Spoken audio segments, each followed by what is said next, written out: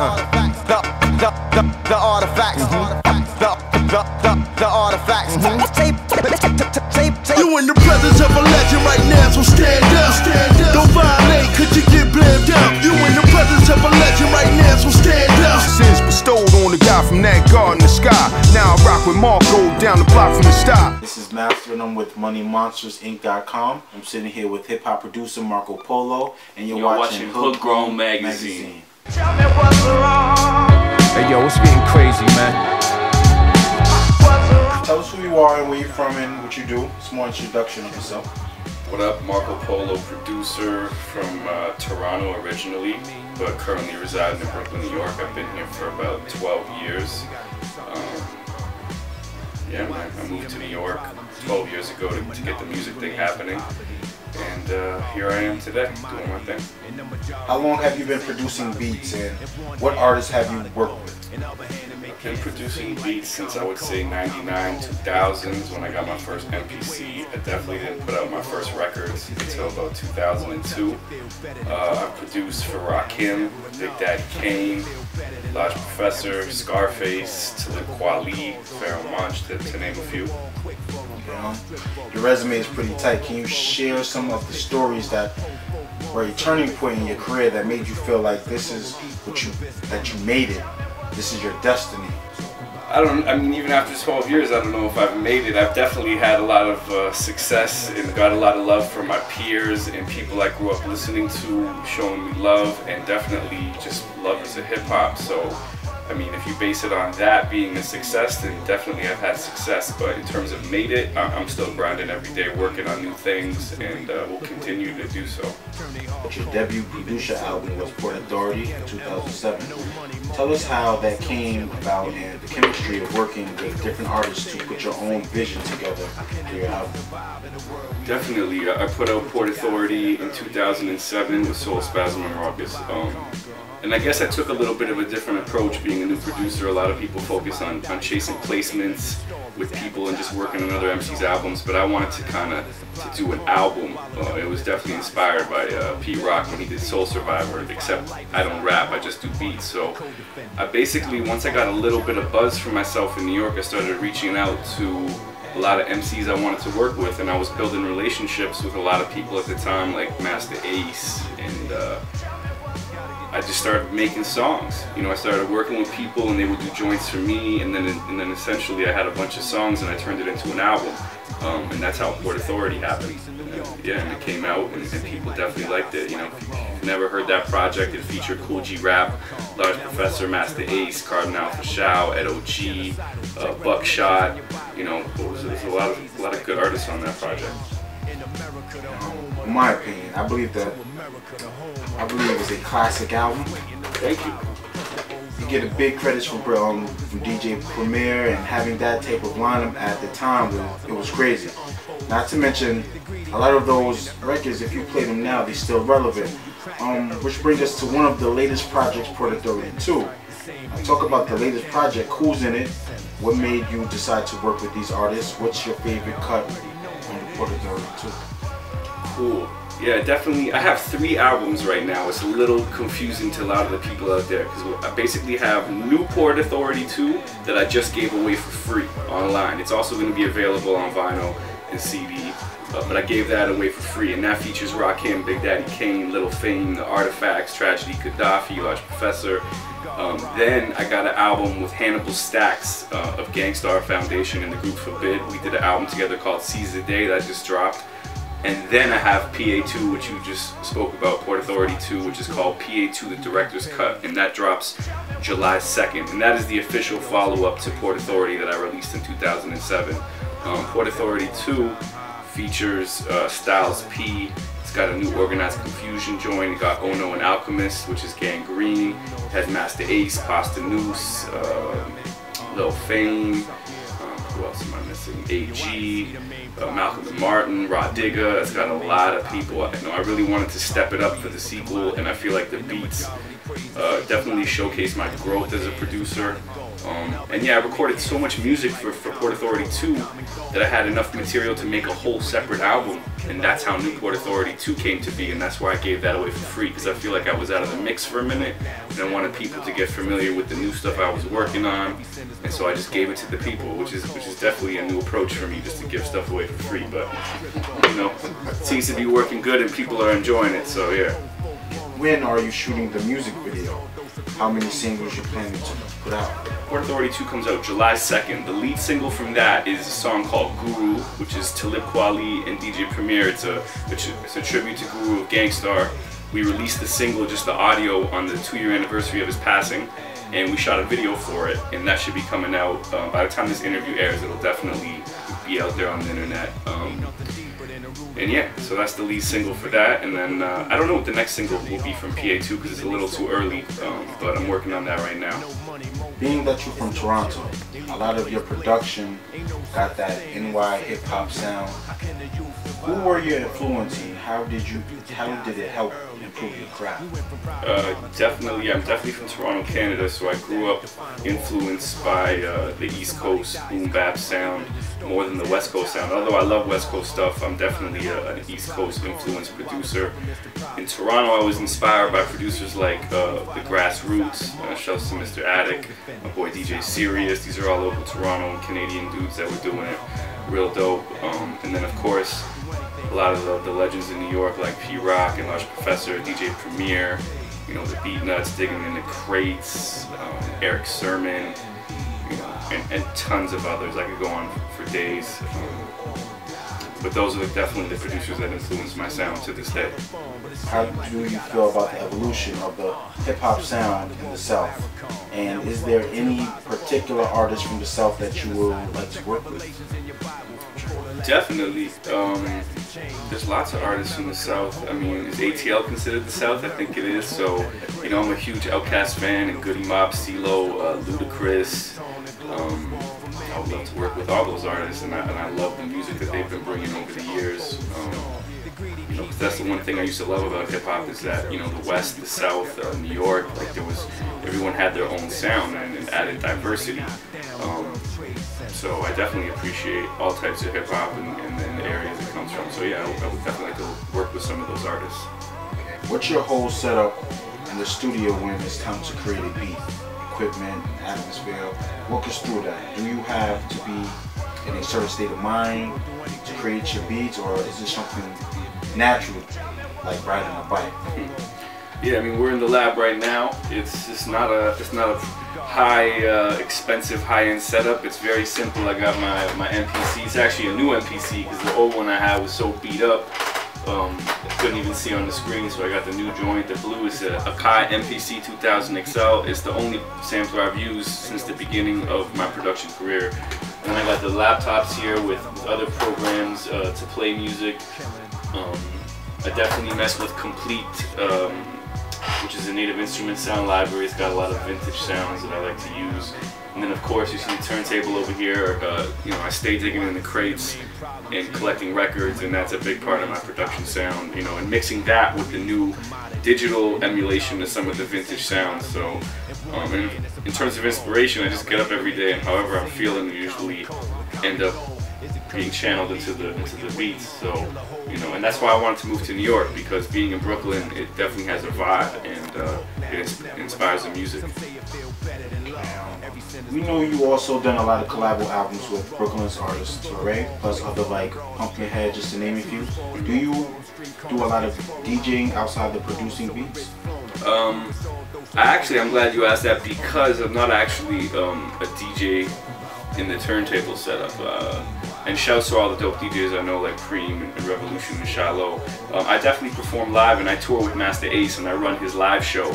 And I do it from a DJ perspective, except I use my MPC with Serato, so I'm still rocking things live. I just do it in my comfort zone, which is using the pads.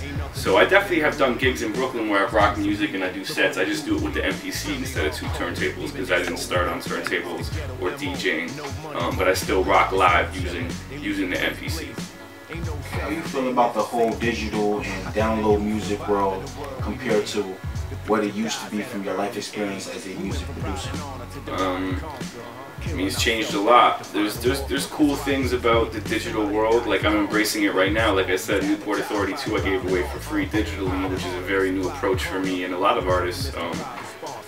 You know, my whole thing is I'm a sound nerd, and the one thing I don't like about MP3s is that, you know, we spend all this time mixing and mastering our music, and then it gets squashed down from, you know, the source to an MP3. And a lot of people don't know that when you hear an MP3, it's not sounding the best it can be. It's a compressed file. I'm trying to make this as simple as possible for the average person. It's like, if you hear something off vinyl or even a CD, it actually sounds much better than when you play it off an MP3, which is much compressed, it's a smaller file. So, you know, I definitely wish everyone could hear music the way it was supposed to be heard instead of just an MP3, because that's a lot of people's main listening experiences. They download MP3s, they put them into their iPod, and that's that. So, besides that, I definitely think there's a lot of positives as well, you know, because you can get exposed as an artist to many new markets for people that don't have turntables because they just do the digital thing. So there's pros and cons.